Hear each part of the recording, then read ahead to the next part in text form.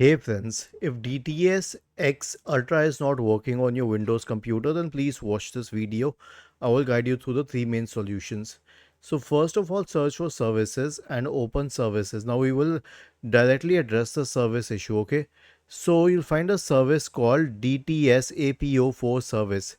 Right click on it, change to properties, make it automatic, click on apply and then on OK. The next one would be to download and install the audio drivers directly from the manufacturer's website. Okay, so for example, in my case, I have an Asus computer. So I'll go to the Asus brand website, but you can go to the brand website of your own computer. Okay, I'll search for the model number here and then I'll go to drivers and tools and I will install these drivers. So by the time it loads, I'll show you one more solution. Right click on the start button, select settings, go to system, select sound, wait, scroll down, click on the audio element for which you need this. Make sure that audio enhancements is turned off. Okay, I found this setting very useful.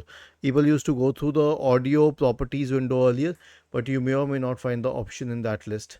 So now as for these drivers, scroll down to the audio driver and download and install it.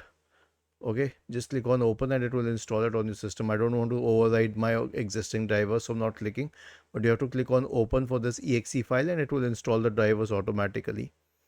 Was this helpful? If yes, then please subscribe to the channel. If not, then let us know in the comment section of the video on how we could help you further. Thank you for watching this video and have a nice day.